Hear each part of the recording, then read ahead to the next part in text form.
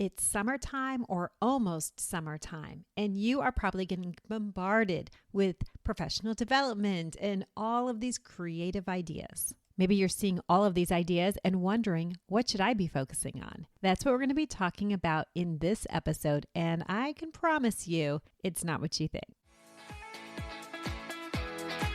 Hey, special educators, I'm Jennifer from Positively Learning. Welcome to the Special Educators Resource Room. If you're like me, you're always looking for ways to save time and streamline your work. That's why this podcast was created, to give you the systems and solutions you need to get your time back. Tune in for tips, tricks, and tools that will help you manage your workload and make the most of your time. Whether you're brand new or experienced, all are welcome in the Special Educators Resource Room. Hey, special educators, it's Jennifer from Positively Learning. Thanks so much for tuning in. I know that you are busy and there's a lot of options out there, so I really appreciate you tuning in to this episode. Today, I want to talk about systems, but not just any systems. I want to talk about skeleton systems. If you've never heard of skeleton systems, that's okay. I just made it up, and I am going to work to see if I can come up with a better name. Around this time of year, every year, I seem to see more and more questions about what we should be working on during the summer. Maybe it's someone who just got hired. Congratulations. Maybe it's someone who just finished their first or second year.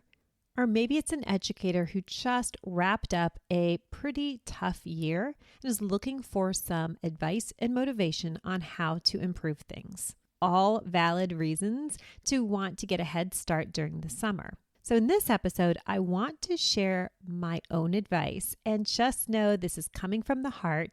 I am a somewhat older educator with lots of experience, and I've made plenty of mistakes. Please keep that in mind as we start with what I do not recommend doing with your summertime. I do not recommend thinking all about your classroom organization, going in this summer, and making sure your room is set up perfectly. I also don't recommend printing and laminating and prepping all the things. And I don't recommend attending every professional development that you can get into, whether it's free, something you found online, or in person. Why don't I recommend all of those things? They sound pretty good to me.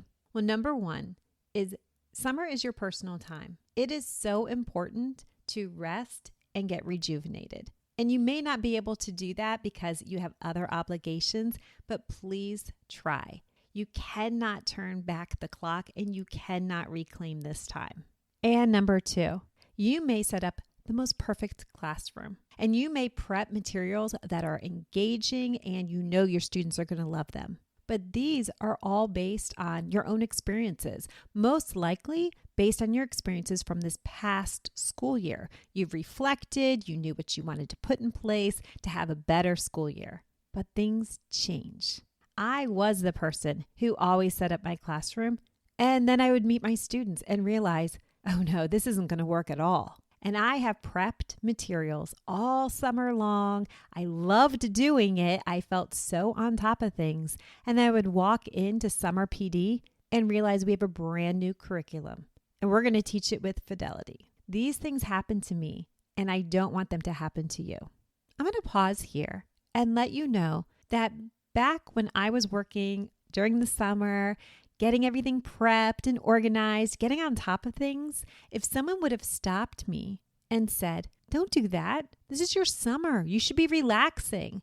I would have either one, just smiled and ignored them, or two, thought, they don't understand. I have so much anxiety. There's so much to do. I just want to get ahead. And if somebody had said, oh, it's all going to change anyway, don't bother, I would have been really upset. So what can you do to relieve some of that anxiety, feel like you're, making some strides for a better school year, but not spinning your wheels? Introducing skeleton systems.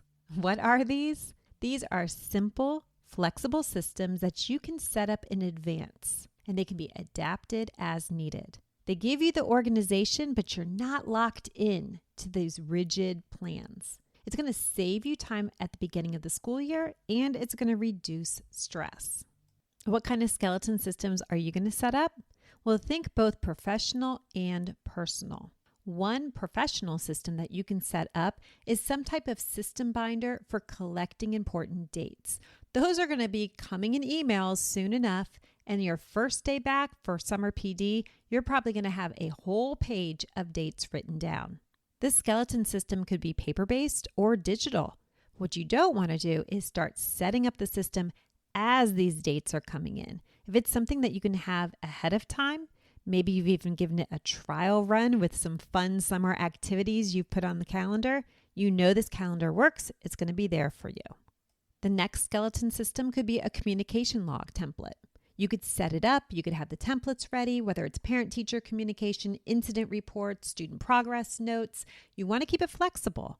Templates are wonderful. It's even better if you can edit them based on the needs of new students. What about behavior management? Maybe that's top of mind as you wrap up the school year and you're thinking, this summer, I'm going to investigate and research and I'm going to find that perfect system.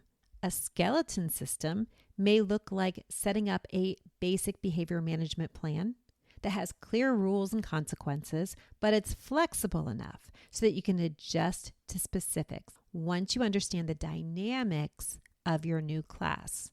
Moving on to your independent work system, which I highly recommend every classroom has some system in place for students to work independently. There are going to be some tasks that every student will benefit from, but you may not want to print all of the tasks until you meet your students and see what goals and objectives will support them. Instead, you can set up a skeleton system for your independent work. This could look like getting the storage bins, printing out the labels, visual schedules. You can put all of those in place, plus a handful of tasks. And then once your students arrive and you know their interests and their strengths and their areas of need, you can fill up the rest of the tasks because you already have the system in place. How can we apply skeleton systems to classroom setup? Well, first, you can take inventory of the furniture and the storage that you have, maybe start arranging things and creating zones, but you also want to remain very flexible and wait to finalize specific materials and decor until you meet your students. I'm a huge fan of using student work as decor and functional visuals. I don't recommend thinking about this during the summer, but if you really want to, what you could do is set up that skeleton system by putting placeholders in your classroom. Maybe this looks like paper, cardstock, bulletin boards, and you can have placeholders where you're going to put student work, where you're going to put those functional visuals once you meet your students and know exactly what they need. Other professional skeleton systems could include your digital file organization and your professional development notes. You know you're going to get a lot of information all at once when the school year starts. Where are you going to put all of this information so that you can access it again? And don't forget about your personal skeleton systems. What could you put in place to make life feel easier? Maybe it's your personal calendar so you don't miss any fun events. Maybe it's the way you approach meal prep, whether it's grocery shopping or subscribing to a service, or how you prepare your meals so that you always have an option that you like. Maybe it's even the way you set up your closet. Can you find what you need quickly? Are you happy with how it's set up? I've just made a lot of suggestions, but I still stand by what I said at the very beginning. This is your personal time. We're not going to get this time back. I like these suggestions for myself because it makes me feel less anxious. The benefits to taking this skeleton system approach is to reduce overwhelm. There's no pressure to perfect your system because it's going to change anyway. It will also hopefully help you save time so that you can focus on what's important when the school year begins. Skeleton systems promote adaptability, which can help you stay flexible and responsive to student needs. And I really hope it encourages rest and rejuvenation. I want to support a very balanced summer so that when you go back to school, you're feeling refreshed. Okay, it's time for me to step off my soapbox. Please know I care very much. And I really want these ideas to be helpful and encouraging and not add more pressure to do all the things. I would love to hear from you. please consider leaving a review on this podcast. That's a great way to get the word out to other special educators, and I'd be honored if you shared this with someone who needs to hear it. Thanks so much for listening, and I'll catch you next time in the Special Educators Resource Room. Thanks so much for tuning in, and I'm dying to ask, what'd you think? Be sure to hit the follow or subscribe buttons so that you never miss an episode. You can find the show notes and links for everything mentioned in this episode at positivelylearningblog.com. See you next week for more special education solutions.